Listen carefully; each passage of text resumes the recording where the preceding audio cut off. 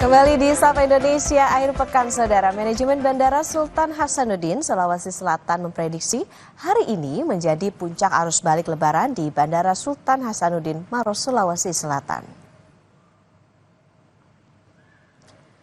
Diprediksi 29.000 penumpang akan tiba dan berangkat dari Bandara Sultan Hasanuddin hari ini.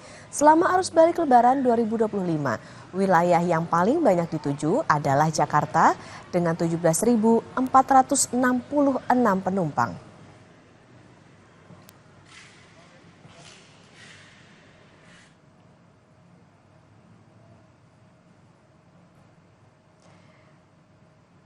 Nah, kita akan pantau situasi arus balik Lebaran 2025 di Tol Cikatama bersama jurnalis Kompas TV, Nanda Aprilia dan juru kamera Adini Anissa, serta di Bandara Sultan Hasanuddin di Maros, Sulawesi Selatan bersama jurnalis Kompas TV, Linda Wirawan dan juru kamera Arif. Kita ke Tol Cikatama terlebih dahulu. Nanda, selamat pagi. Jadi seperti apa pantauan arus balik di Tol Cikatama pagi hari ini? Selamat pagi, Okta dan juga saudara. Untuk situasi arus lalu lintas memasuki gerbang tol Cikampek Utama atau Cikatama kilometer 70 pagi hari ini sangat dinamis, Okta dan juga saudara. Artinya memang tadi sekitar pukul 6 sampai dengan pukul 7 kami melihat memang adanya kepadatan yang mengular dari kilometer 70 atau tepatnya dari gerbang tol Cikampek Utama sampai dengan titik saya melaporkan saat ini di kilometer 71. Bahkan sampai ketika saya tadi masuk ke gerbang tol Cikampek di kilometer 72 ke arah Jakarta. Nah, Okta dan juga saudara, situasi ini tapi tadi sekitar pukul 7.15 waktu Indonesia Barat ini sudah dapat terurai. Bahkan saya melihat di belakang saya ini situasinya sudah jauh berbeda dibandingkan dengan 1 jam yang lalu. Artinya kenapa?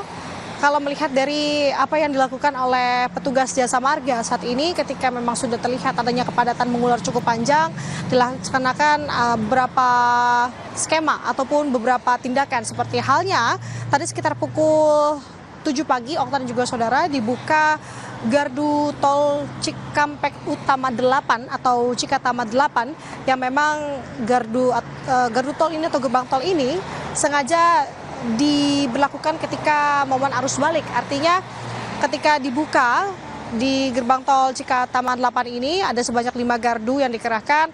Sudah terlihat sebenarnya kalau saya melihat ke belakang ini sudah jauh berbeda, artinya sudah kembali ramai lancar.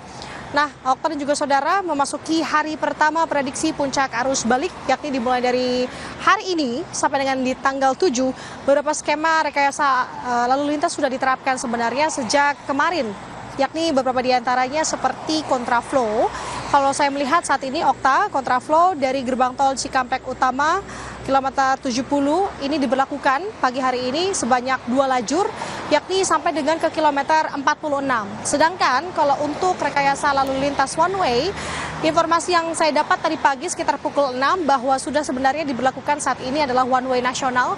Bahkan sudah dimulai dari KM 414 gerbang tol Kalikangkung hingga menuju ke gerbang tol Cikampek Utama di kilometer 70. Hanya saja memang kalau saya melihat tadi di kilometer 72 untuk memasuki gerbang tol Cikampek Utama di kilometer 70 untuk lajur A ataupun lajur arah sebaliknya, yakni jalur arah sebaliknya, ini memang tadi cukup padat untuk sisi karena ada penyempitan lajur begitu ya untuk kendaraan dari arah Jakarta menuju ke Palimanan yang kemudian dibuang di gerbang tol kilometer 72 yakni gardu tol Cikampek. Nah, Okta juga saudara, ini bisa menjadi perhatian sebenarnya jam-jam yang menjadi favorit tampaknya ini masih sama diberlakukan ketika arus mudik, yakni pada pagi hari dan juga malam hari. Malam hari sampai dengan ke pagi hari ini menjadi jam-jam favorit para pengendara ataupun pemudik untuk melakukan perjalanannya. Jadi kalau saya melihat memang tadi pagi sekitar pukul 5:30 sampai dengan pukul 6 ini memang imbas kendaraan dari arah Kalikangkung ataupun ruas tol Trans Jawa ini baru tiba ke kilometer 72 untuk memasuki ruas tol Jakarta Cikampek.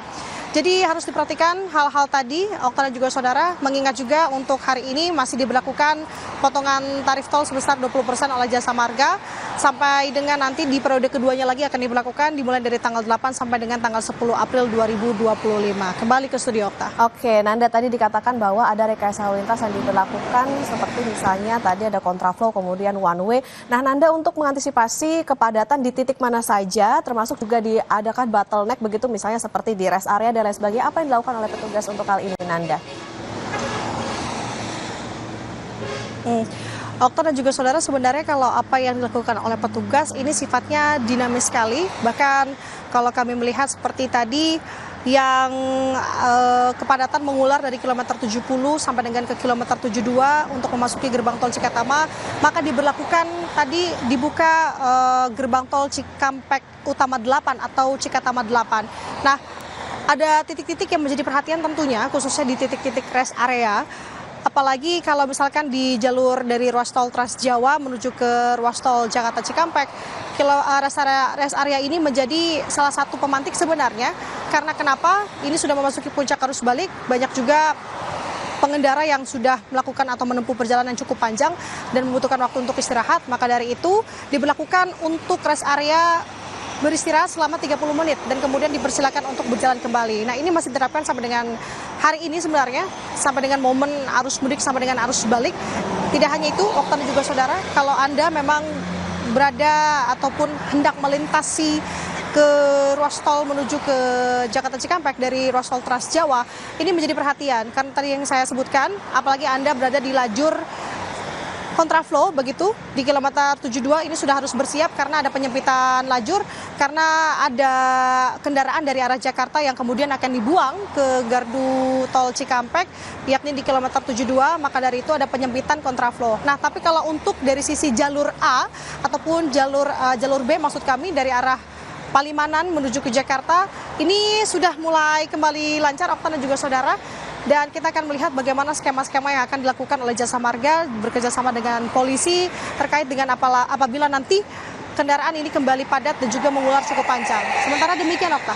Baik, dari tol Cikatama kita ke Bandara Sultan Hasanuddin di Maros, Sulawesi Selatan bersama jurnalis Kompas TV Linda Wirawan dan juru kamera Arif. Selamat pagi, Linda. Untuk hari ini pantauan atau pagi hari ini seperti apa? Sudah terjadi lonjakan penumpang, kemudian apakah ini menjadi puncak arus balik di Bandara Sultan Hasanuddin?